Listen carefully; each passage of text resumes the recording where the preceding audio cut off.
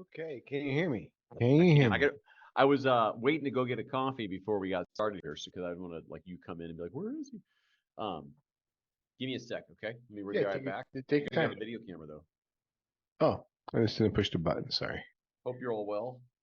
Yeah, good man. Just recovering from quite Va- the adventure. Vacation. Did you hear what I did? Oh, So went to New York with three daughters and my grandson on Thursday. Friday did a walking tour, Brooklyn, walked over the Brooklyn Bridge, went to Little Italy, went to Rockefeller Center for Christmas stuff.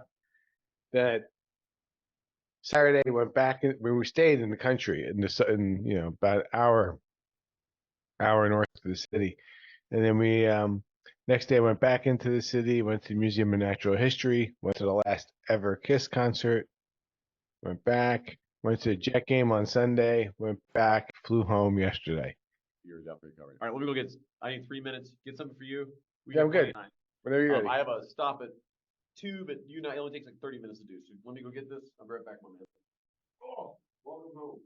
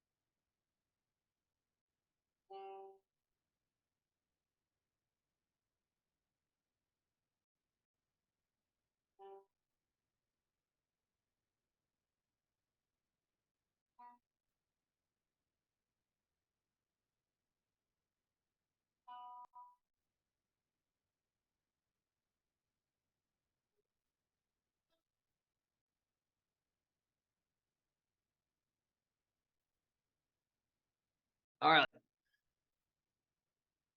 Is your last name pronounced Catanzaro? Catanzaro. Catanzaro? Catanzaro. All right. Perfect. Catanzaro.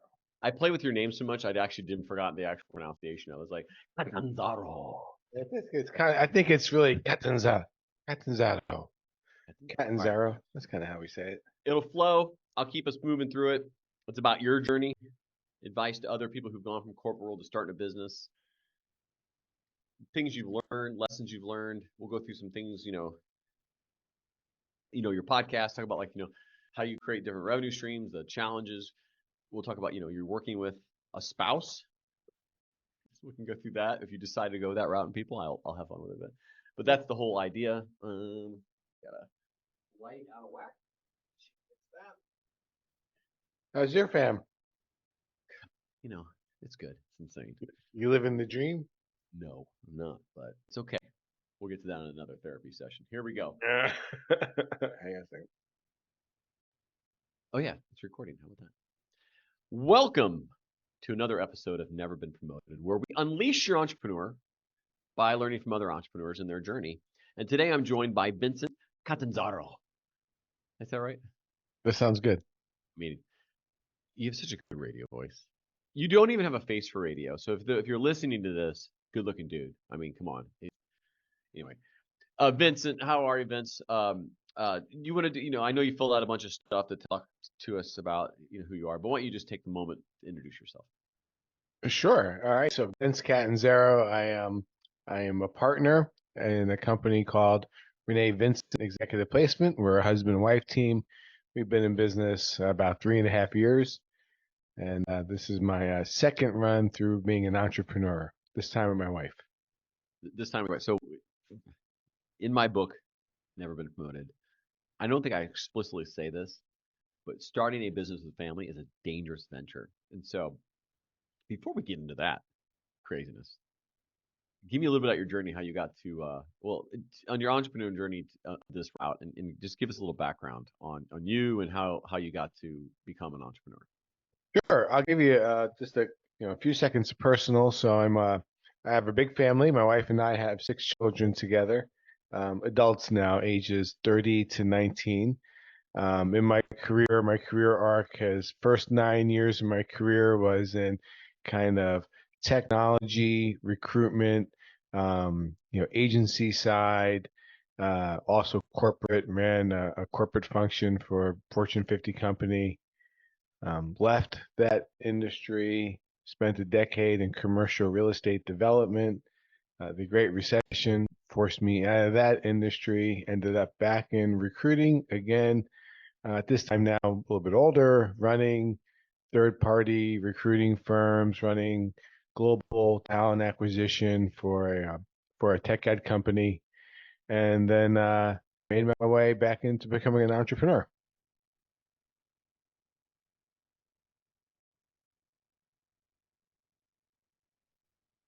For those of you who noticed the pause, because I talked to the mute button on. Anyway, thanks, Vince. For this run, right? What exited you out of corporate world and into your own business?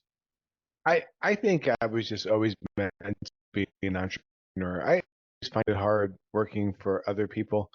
I think my wife uh, calls me what do you call those people who are only concerned about themselves?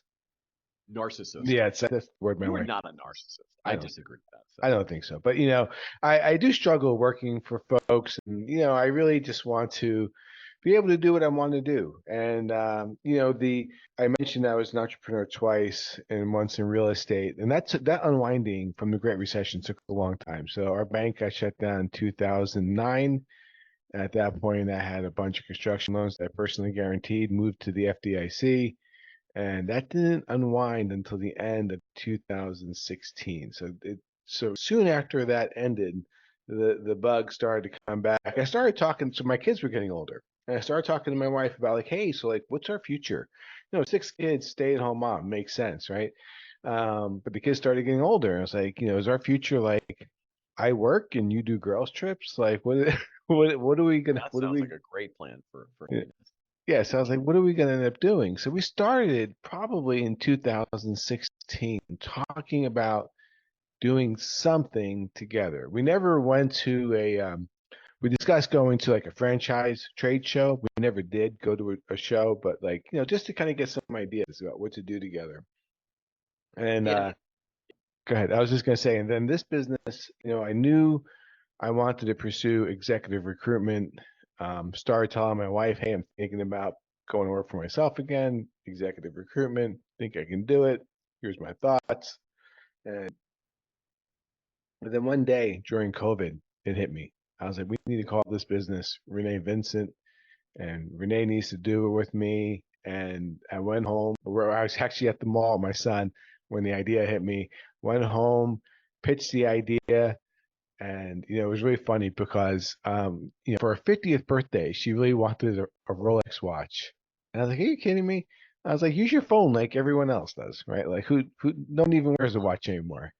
And then I ended up inheriting my dad. My dad passed away a couple of years later. I inherited his Rolex watch.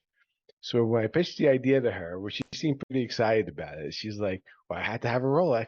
I was like, "That's great. With your very first commission check, go get any Rolex you want." And she did exactly that. So that was kind of cool. Yeah, so that's kind of how we got started second time around. so if we were on your podcast, Meet the New Boss, right? Yes. We would play the rap song, "I wanna rolly rolly rolly rolly" during that bit. Oh yeah, I guess so. I don't know that song, but Oh yes. yeah, it's terrible. Not in the genre of music that we like as Gen Xers. But I'll give you the floor. So you've done more than that though. So you have your own podcast as well. You want to talk about that a little bit? Is one of the things that would you see Yeah, in so the entrepreneurs, right? podcast we're in the process of really, it's kind of been merged to the business, but not really. The podcast actually came up before being an entrepreneur again. A friend of mine called me up and he's like, "Hey, let's do a podcast." And at first I was like, I don't think so, man. I hear my voice and I sound like a drunk Sylvester Stallone. I don't know if I want to, digitize my voice forever. He said, no, it'd be great. And so next thing I know, we were podcasting about business and music influences, not about the music business, right? And we didn't even know what we were doing. We had no idea how to produce podcasts, engineer podcasts, create podcasts.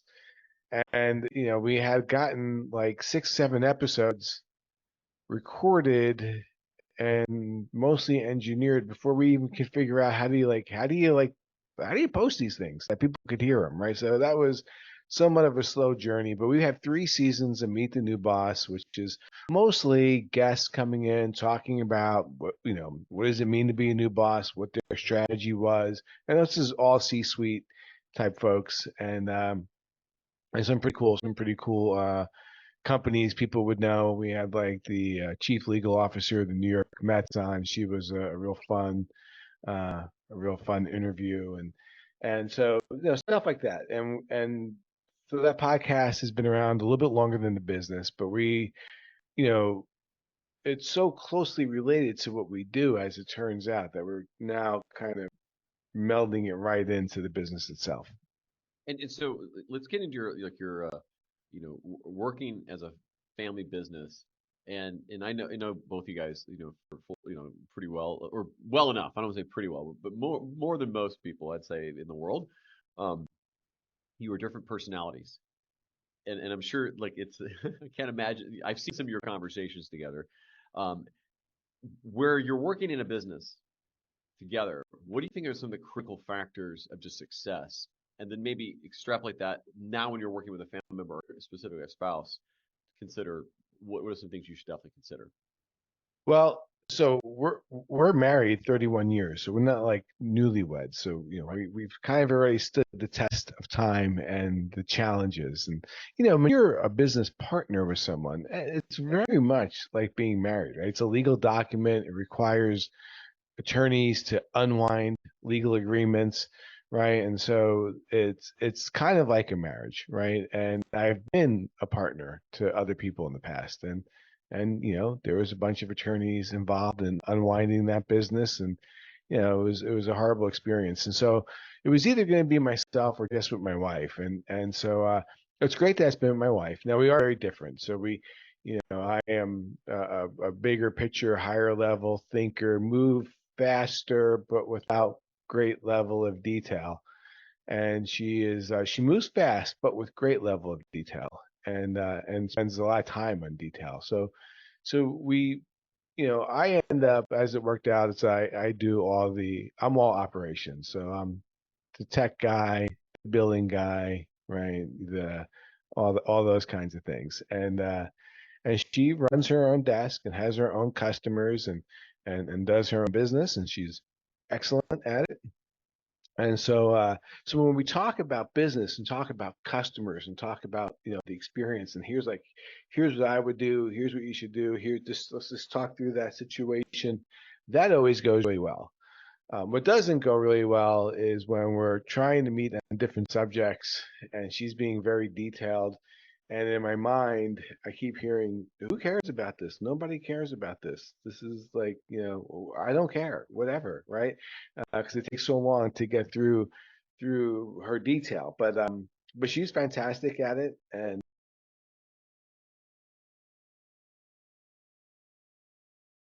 to the house. So it'd be like just working in the same office building, but and the house is, we're in Alpharetta, Georgia, the big homes here. It's not like I I I can go the whole day without seeing her. Or sometimes, most of the times I see her is on video calls if we have joint video calls. So we really do have our own space.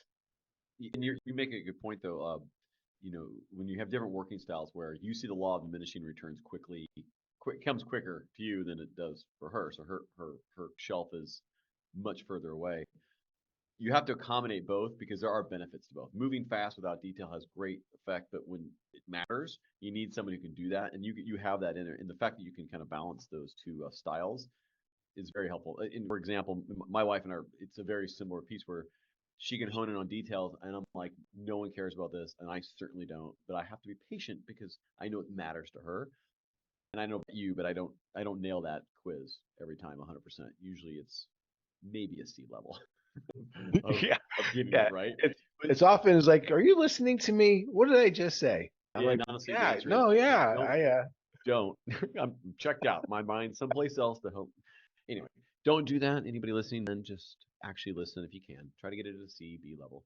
Uh, okay, so in your business, right? You guys have you took the risk. You know you're in that season of life, so to speak. And one thing we don't talk about a lot on the show here, but I'd love for you because I know it's core to you, is how faith ties into some of this, and how your belief and you guys, you have an amazing story which we won't fully get into today, but I think there's a big piece of what you did because you could have said, you know what, let's just corporate, kids are gone, we can just kind of do our checkout jobs. You decided to take on effectively another baby by starting your own business right when you had the free time to maybe do some other stuff. So talk about how faith matters in that journey to you. Yeah, that's a great question. So I'm a faithful man, right? And I think most people don't understand faith, and it's a long journey, right? So I'm 55 years old. These last 5 years for me have been very impactful. But I could tell you with confidence from Scripture that God wants us to be successful, right? That God has provided everything we need to accomplish what we need. Right? Everything we have, our bodies, our computers, this video technology, nuclear fusion, rocket technology, whatever. We as human beings pull that out of the elements of the earth, right? As we discover all that, and so it was really going in with confidence, understanding that if we do the right things, right, we will be successful. I had to work, right? This doesn't happen. I don't pray and then business comes in, right? I hump it, right? But I know how to hump it, right? I know God wants me to be successful, right? By And the way, so, for those who don't know, he's saying work hard. He doesn't literally hump anything. He's a faithful man. Just to be clear. well, Well, exactly, there. We'll just what is exactly. I just want to clarify the word hump there. I just because that's going to come out in a people are going to read that and be like, what's he Yeah, humping? he's humping We'll something. make a short of the humping. Yeah. So You're grind. working your I ass don't off. know You if make it grind. happen. I don't know if grinding is any better, I'm not sure that's a better word either. I think the idea you're saying is it's not given. You're not praying. When's it going to show up? When is it? You're like you've been given the tool to go hustle, right. to be Yeah, it's been given resilient, to to work your us butt for off us for it. to achieve. And so like at first, right, it was pretty scary because we just did it, right? So we turned off income, living off of equity, right, and savings. And like my wife, I think like it took 9 months for the first check to come Well, in. and like set that stage, right? You had just gone through not that long ago, paying off personal guaranteed loans, and now you're back to hey, let's go pay ourselves some more money and not have income. And so the idea I tie in faith with that is you had so much faith in yourself and your wife to be able to do it. You said no fallback. Let's go get this. We got everything we need. We've been through rough. We've been through worse. And you jumped right back in. That to me is Yeah, like I think that's you have to amazing, man. know, or you have to know you're going to make it, right? And it's really funny going into 2023. So I belong to an executive group where we meet biweekly, and it's executives from all over the world, and we talk about economy, things affecting the world, cryptocurrency, whatever, right? We're talking about BRICS and all sorts of global topics, and there was a lot of people talking heading into the year this year with a bear market mentality. This is going to be a bad market. Things are going to go bad, right? And in my mind, I was like, this is going to be a great year, and it has been a great year. And I think that's right. The,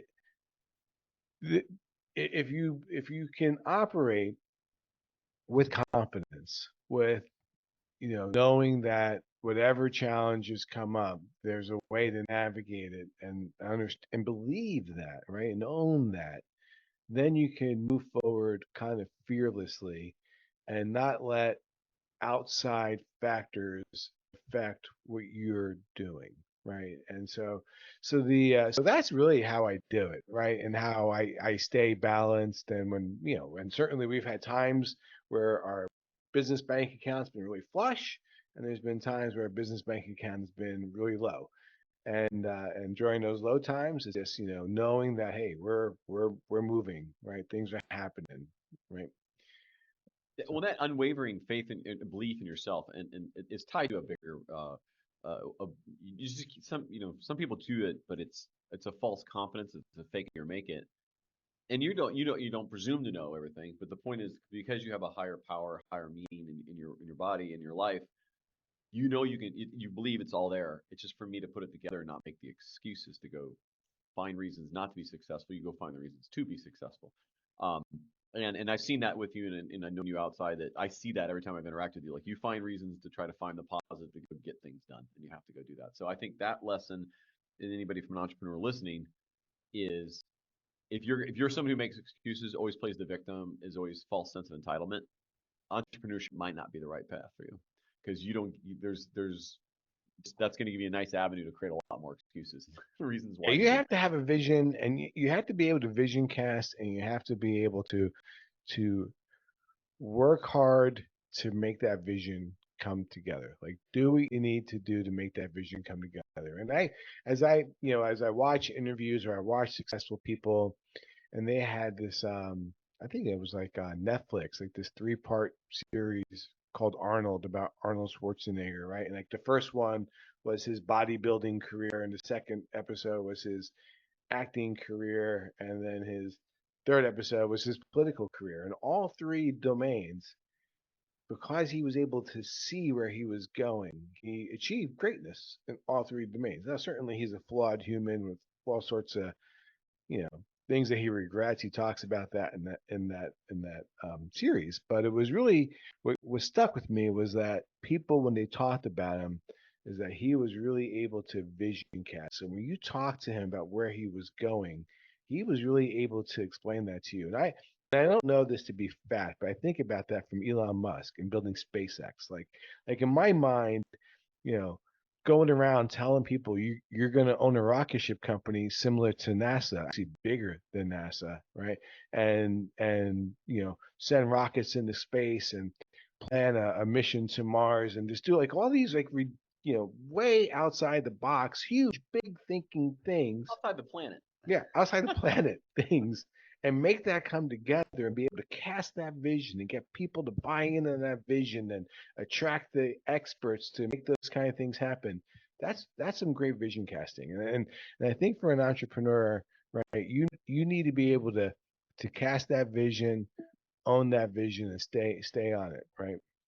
Yeah, and I think sometimes the reality of and this is one of the problems with social media in general is that you see ultra successful people, Elon Musk maybe being one of the most successful, obviously, people on the planet. You don't have to be anywhere close to that. In your business or even in ours, like there's, let's say on LinkedIn, 750 million people, and you're just trying to find 10 customers a year, or maybe 10 a month, Right. maybe less. Yeah, in my case, Well, less. Like a couple new customers a year would be great. But yeah, so yeah, I mean, I tell the people that when they're job searching. So I talk to a lot of executives, right? And a lot of them are going through transition. And we're a small company, so I don't have this huge machine to pump them into. And so I that's an always try. advantage for you guys too, because you get personality and like so you're taking advantage of that. Would be maybe a challenge for somebody else. And I don't interrupt you, but I think it's an important point. Is that you're taking something that could be perceived as a disadvantage and saying I'm making that an advantage because now I can give more attention to those who we work with, and then they get Yeah. exactly it's a different buyer. So I give them a lot of love in their job search, and as I talk to them through that, right, it's really they do this for the companies they work for all the time, but they don't do it for themselves. And it's really, you know, business planning, go to market planning, right? You're a product, you're a service, right? You're going to take your service to market. Who's your target market? Where, what's your value statement? How are you adding value?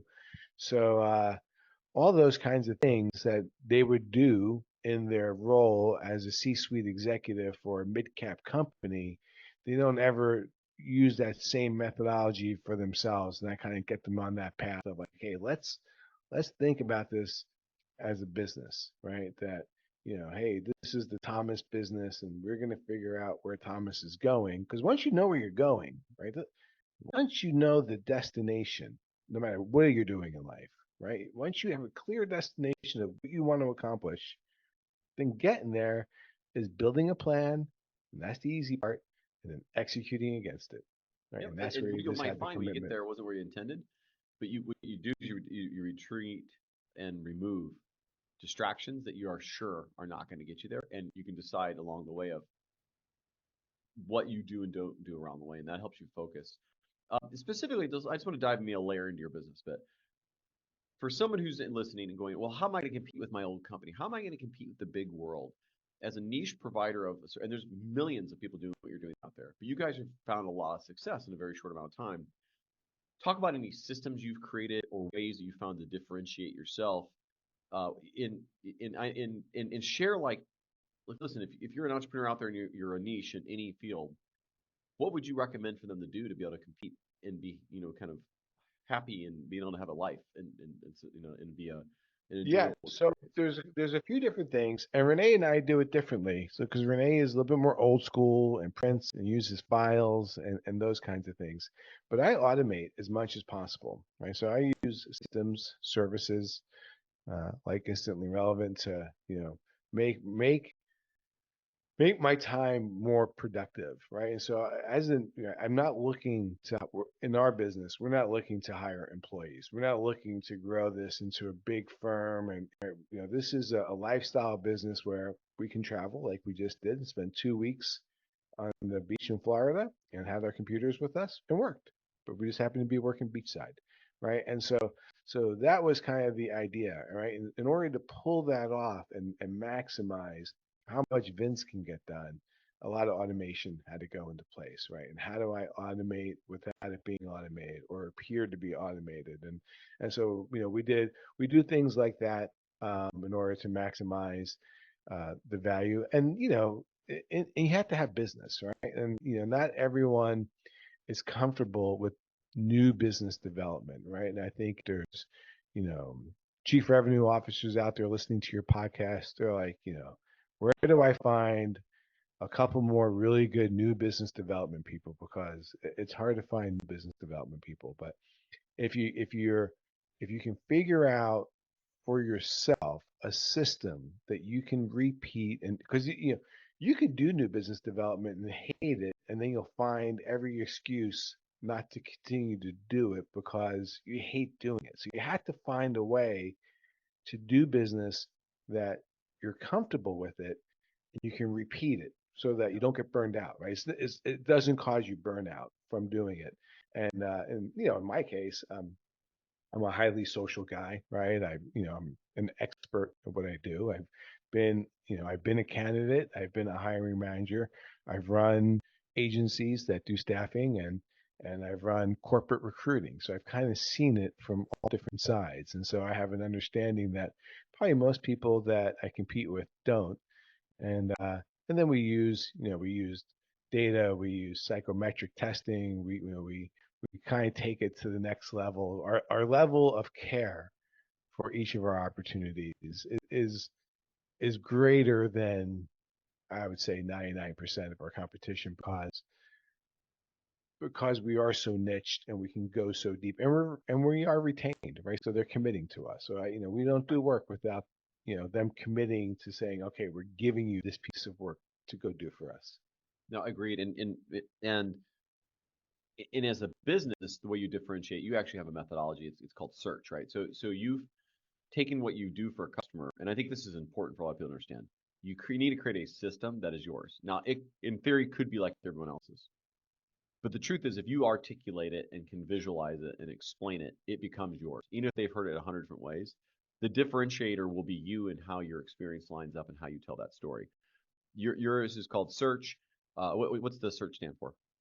Search is science, engage. Let me make sure I get all of this correct as Yeah. we as we go through By it. the way, you should always know your own systems. You should know your Acronyms. system. You should know your acronym.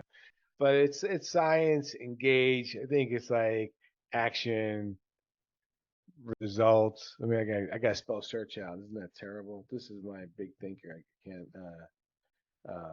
Closing and hiring, right? So Well, and the reason, listen, the words actually are the purposes for marketing to have the search. The point being underneath it, it's in I always tell, say the joke of I have a great memory, it's just short. I do the same thing in our actions, but I know the steps of what we're doing, and the point is have it. Have some kind of Yeah, system well, in place that you can customers want review. to know too, right? So that's what's important, right? So like, Right. hey, we're a service provider, so it's like as a service, what is it that you're actually doing for us, right? And that's why we lead with the science because that makes us a little bit unique, Absolutely. right? So we come out strong with the science, but recruiting is recruiting, right? And there's a million different ways to do it, but we have to have our system that we repeat it so that we become good at it so we can say, hey, are we living up to our commitment? Have we done a proper engagement? What is our research telling us, on the marketplace? And we giving proper feedback to our customers, right?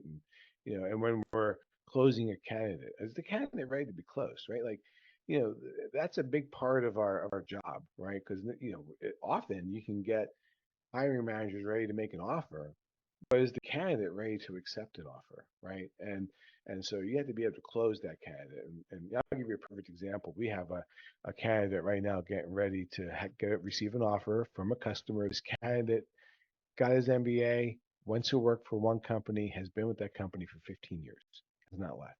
Right. So this is a big change for this customer, for this candidate, right? He's going to go to a good job. It's more money. It's a bit of a promotion, but it's a big change for someone who doesn't make big changes. So, as we were getting ready to close, I was like, hey, guys, I would, if it's me, right? I'm in your seat. This guy hasn't, made any changes like this in his whole career.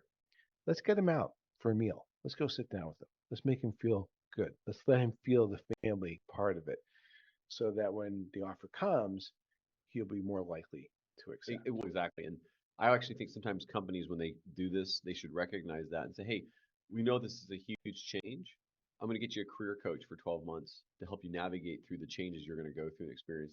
Like they'd be smart to make that investment back because they're much more likely to stay and Yeah, not go that's a back to great their old idea. one. I love that idea. I'm going to steal I'm that an idea. idea guy. I don't know if you knew that. I do know I that. tend to, Feed mayo to the tuna. You know yeah, that reference? I That's do when not. the movie Night Shift with Henry Winkler and I think it's Michael Keaton's first movie, and they Is were it? working together. And Michael Keaton was an idea man, and so he'd get these ideas and he'd record them. And one of his ideas in the movie was like, "Hold on, I got an idea. Feed mayo to the tuna I mean, it makes so sense when it's in they a already can. taste like Right. tuna salad." I like sour cream. That's a tangent. Okay, we're going to come into some more take back. So the book, right? 50 entrepreneurial life lessons to unleash your entrepreneur. What is a life lesson? The one thing, if you could go back, you wish you would have known 3 years ago. Oh, a life lesson to be an entrepreneur. Well, man, there's so many lessons. The most important thing is believing, is the faith, right? I can't imagine anyone being successful without knowing they're going to be successful before they start, right? If there's doubt, I wouldn't do it. Just like an investment. If you're looking at an investment, you're like, yeah, I'm not so sure about this investment. I wouldn't do it, right? So you have to know. You just have to know in your gut, in your soul, inside of you, that's gonna work, right? Anything short of that, Yep. I wouldn't do it. I think that's, I mean, and that's why I brought it up. 'Cause I think that's core to who you are. Uh, what's one regret? And it could be on any level. Oh man, I have so many regrets. You know the, it's just, my frustration. I wouldn't even call it a regret, but my big frustration is like, why did I not focus on obtaining wisdom younger? Like if I was only, and the truth of it is you could teach wisdom to your children, right? And they can learn it young, right? They can, because they're not, wisdom is not, you know, trigonometry, right? It's common Right. sense. This makes sense. Oh, that's a wise choice, right? Of course that makes sense, right? If I would have just learned that stuff much younger, not only would my life be easier for my children, I would have re- dramatically reduced heartache and pain along the Well, way. youth is wasted on the young. Wisdom in wisdom, uh, uh, the old can't give away. That's a Pearl Jam lyric. Okay. Wisdom, the old can't give away. And I don't know about you, but I was so much smarter. I knew so much more in my 20s and 30s. Oh my God, I was so smart back then. I don't know about you. I mean, I've gotten dumb. So dumb now that I have to learn everything. All over again. Oh, I wish I was so smart back then as I was. I wish I was as smart as I was in my 20s. But you do see people who are still smart, and I am putting the quotes up in their 50s, and you're like, I wonder why this guy struggles. Yeah. It's you get beaten down, and and and I think if people ever get so tired or so worn down that they aren't able to have dreams and goals and do exciting things and then that you know then they start just falling into a rut and you know just there's a lot of people that really don't own anything of any value, right, and don't have any goals, right, and they're just kind of living and I think it's okay feel not to bad, own feel bad anything. for 'Cause I them. think there's an argument to be made that hey, just rent everything, but own a goal, own a Own a goal. vision. If you own a goal, your life is full of adventure and excitement. If you don't, Exactly. if you're not moving towards something, that's where I think it gets dangerous. Yeah, I think Arthur Brooks. I went to go see something at a local leadership lab, and he's an author. And one of his latest book is like the science of happiness. And I'm probably not saying the right thing, but one of his things he noticed he's sitting there in later life. Uh, you have to get on a new curve to be happy. And one of the biggest factors, there's other factors, but one of them is want less, have less, need less. And so there's arguments to be made of like houses that are trophies and cars that are trophies and the boat anchors, literally me a boat that you have. The less things you have allow you to focus on the things you want and need in life. Because what happens in life, right, as you know, is you collect things, you have to pay for them, and you have to fix them, and you have to maintain them, and you have to whatever. If you can let go of that and focus on what's around you, family and friends and adventure and learning or whatever, then your happiness goes up instead of down. So I think uh, having a goal to own would be smart. Uh, but I'm going to try a new series on you, something new. And I'm not Okay. sure I'm going to get the right question, but I know your creativity a little bit. So you're probably going to come back one with me here a little bit. Okay. Okay. Would you rather? All right. Hmm. Would you rather? I'll make it serious because I can't think of anything funny right now that'd be appropriate. Would you rather be happy and complacent in your job, working for somebody else? Like, would you rather have that mentality and make okay money, good money? You're going to be retired, or would you rather be the entrepreneur that has to struggle through all your entire life, but you'll have what you have today? What would you rather have done?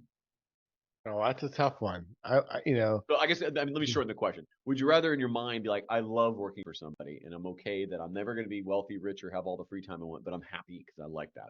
Or would you rather have the hustle and struggle, and you might end up in the exact same place, but you had that the whole way? Yeah, I think it's I think it goes to what you're doing. So I worked for a company. I'll give them a shout out. Promethean Education Technology Company. Loved my job. Loved the company. Right. We're helping educate children all over the world.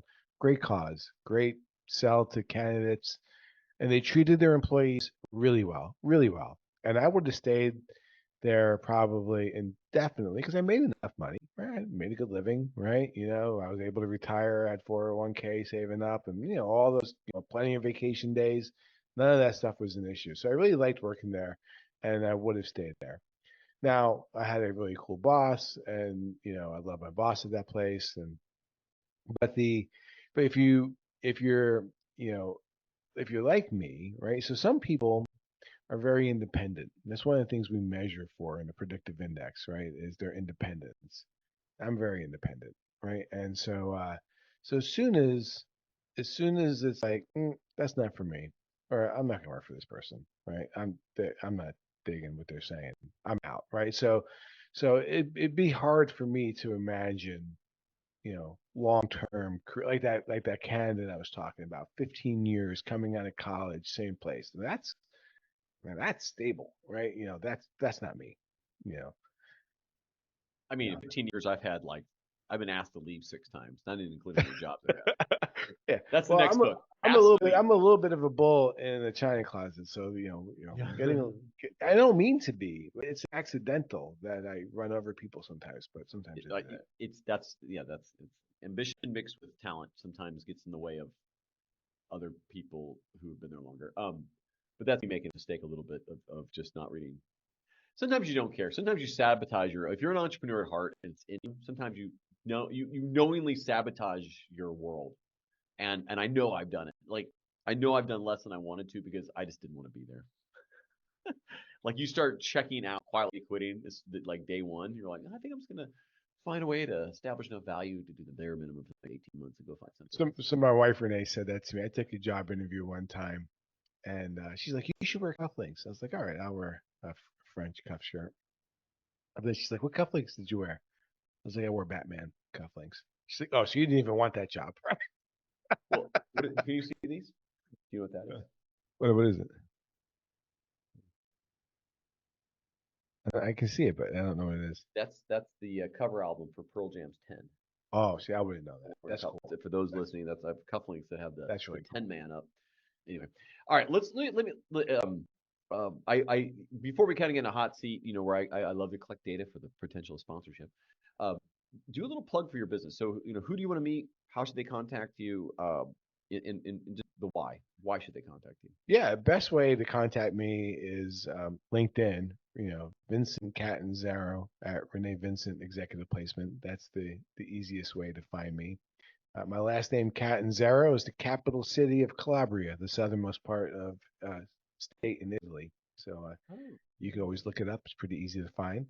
The we support, as it turns out, small cap private equity. So private equity companies that are, bringing in new technology leaders, new chief revenue officers, new chief financial officers, new CEOs in some cases if they're closing on a deal and they're buying it and they're need a new CEO. Those are the types of searches that we do almost exclusively in private equity.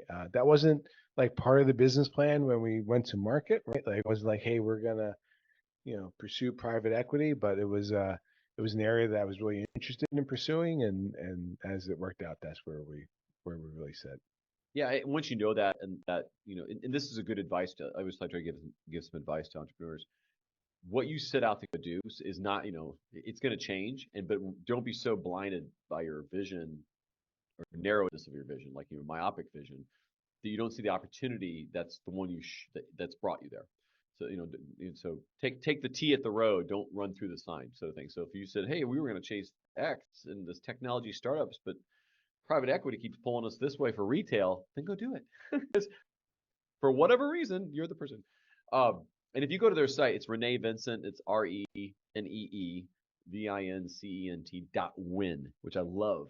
You guys, WIA, yes. I think there's like an author or something on the .com, but the .win is I, so I think I think all the other ones kind of point you there, but it's when we did it when we couldn't get .com. I think I got like 6 ones, so we got like .us .net.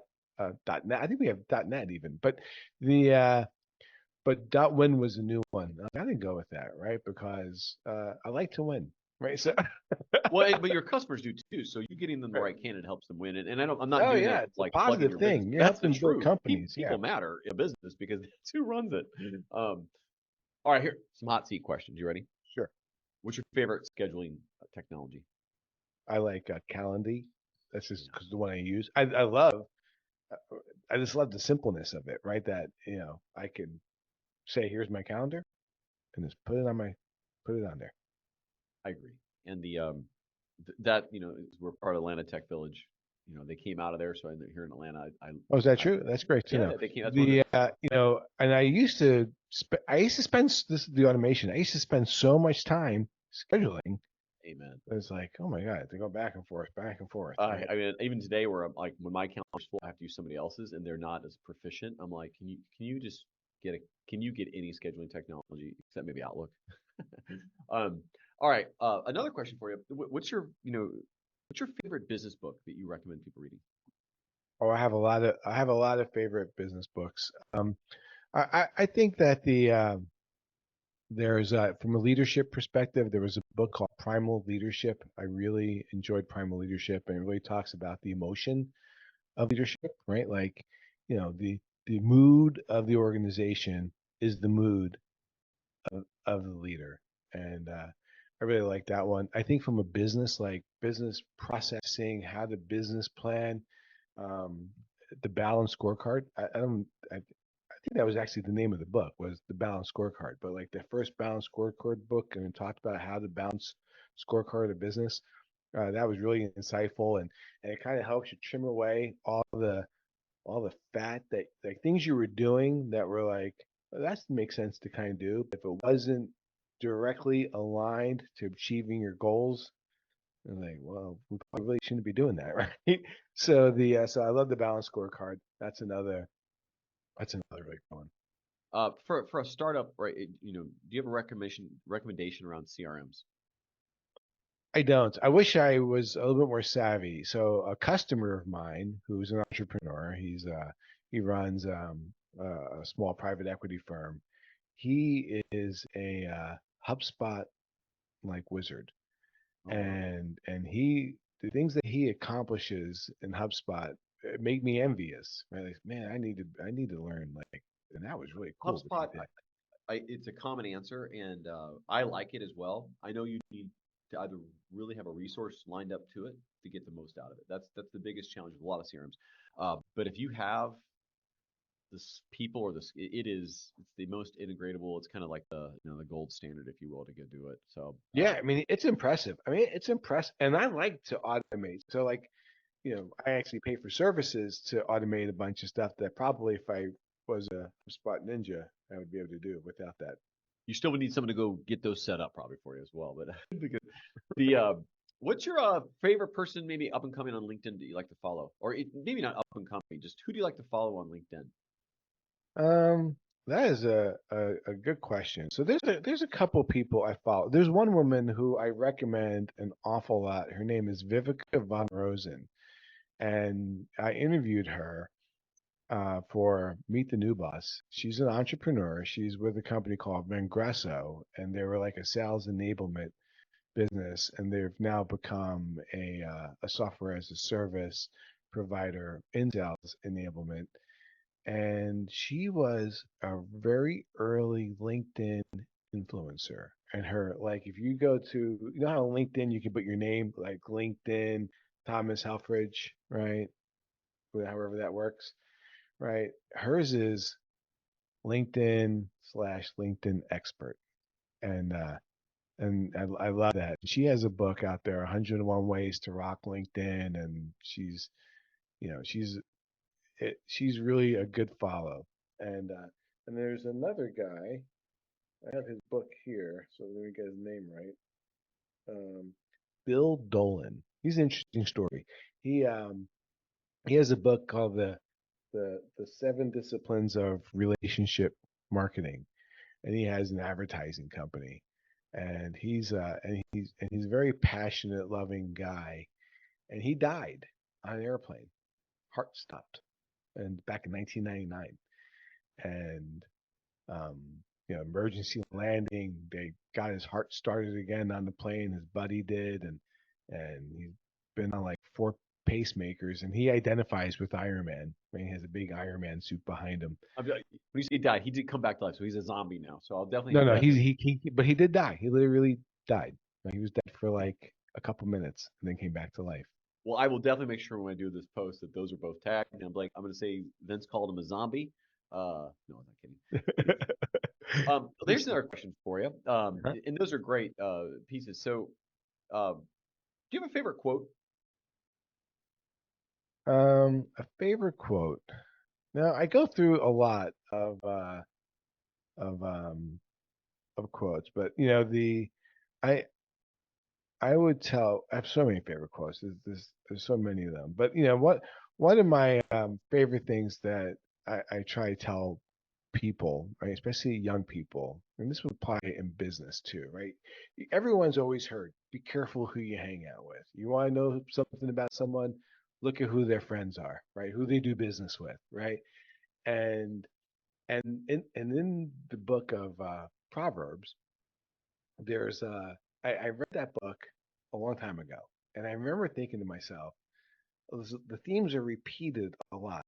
One of which was like, be careful who you hang out with, and it was in there in a manner of which you said, hanging out with foolish people doing foolish things is more dangerous than coming across a bear looking for her cubs, right? And I thought about that, man. Well, coming across a bear looking for her cubs is bad, right? Like that's very dangerous. Right? But the truth is, you hang out with foolish people doing foolish things, it's super dangerous. Even in business, you hang out with the wrong business people, right? Yep. You Agreed. can end up in a really, really bad place, right? So just really keep mindful about who you spend your time with. What, final question. What's your favorite well, second to last question. What's your favorite entrepreneurial trait? Entrepreneurial trait.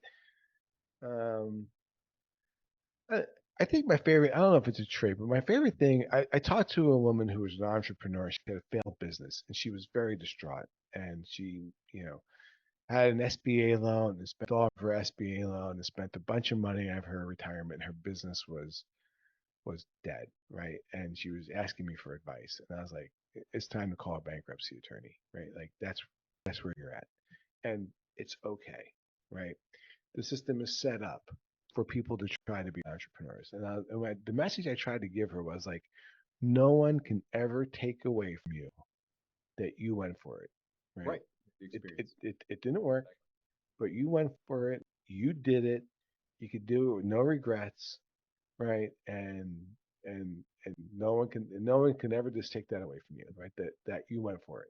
Because so many people don't go for it, and I don't want to die with regrets, right? I agree. I know you love music, so why would we lie in our graves wondering how things could have been? Dave Matthews, um, lie in our graves, name of the song. All right, last question. Have you ever been promoted in the corporate world? Yes, I have been promoted in the corporate world. You are not allowed to join the club. Sorry, you're not. Yeah, I have been All right, promoted, but yeah, you know, Vince, as say off here, give me 30 seconds once again. How should someone get a hold of you?